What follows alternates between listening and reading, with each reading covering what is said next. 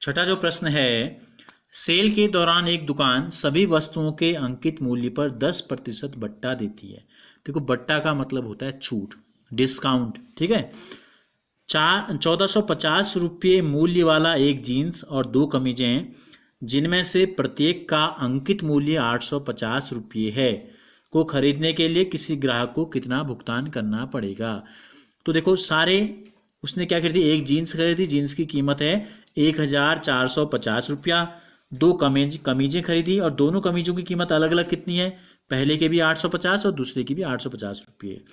तो और क्या दिया है, सभी वस्तुओं, यानी कि उसने तीन आइटम खरीदे, 3 आइटमों पर उसको डिस्काउंट जो मिला, यानी कि जो छूट मिली, यानी कि जो बट्टा मिला वो था 10%। यानी कि इसका मतलब क्या हुआ, अगर 100 रुपये का सामान खरीदेगा तो 10 रुपये डिस्काउंट मिलेंगे, छूट मिलेंगे, यानी कि उसको केवल 90 रुपये देने पड़ेंगे। ठीक है।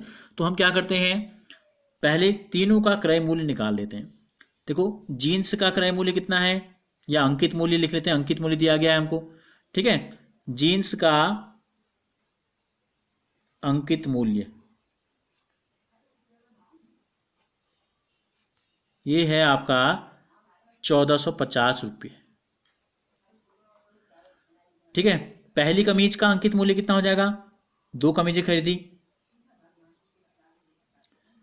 पहली कमीज का अंकित मूल्य है 850 रुपये, और दूसरी कमीज का भी कितना है, ये भी 850 रुपये है। तो तीनों का कुल अंकित मूल्य कितना आ गया, देखो जोड़ देते हैं।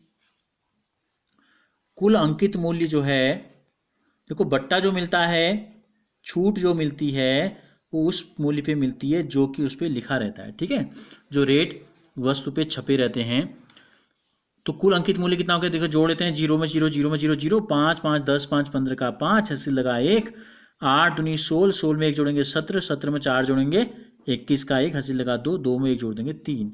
तो कुल कीमत जो है उन तीनों की वो है 3150 रुपया। अब दुकानदार ने क्या दिया, इस पे डिस्काउंट दिया, छूट दिया आपको, जिसको कि क्या बोलते हैं, बट्टा। तो छूट यानी कि बट्टा ही लिख लेते हैं, बट्टा दिया है तो बट्टा कितना है, जितना रुपया कीमत आई उतने का 10%। तो कितना हो जाएगा, 3150 का मतलब होता है गुणा 10/100। 2 जीरो से 2 जीरो कट गए, इकाई में जो जीरो होते हैं वही करते हैं जो लास्ट में है।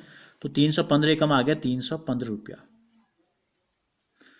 तो खरीदने के लिए कितना भुगतान करना पड़ेगा, तो भुगतान, ठीक है, ग्राहक को भुगतान कितना करना पड़ेगा, देखो ग्राहक को भुगतान करना पड़ेगा, इतना डिस्काउंट मिल गया, भुगतान करना पड़ेगा बराबर, देने कितने थे 3150 रुपये, और कम छूट कितनी दे दी, 315 रुपये कम देने की बात हो गई, डिस्काउंट आ गया इतना। तो देखो यहाँ से एक हासिल जाएगा 10, 10 में से 5 घटाएंगे 5, यहाँ बच गया 4, 4 में से 1 घटाएंगे तो आएगा आपका 3, यहाँ बच गया 31 है, या 11 ले लो, यहाँ से एक हासिल, 11 में से 3 घटाएंगे तो आ जाएगा 8, और ये बच गया आपका 2। तो कितने रुपये उसको देने पड़े दुकानदार को, ग्राहक को, 2835 रुपये उसको दुकानदार को उसने दिए।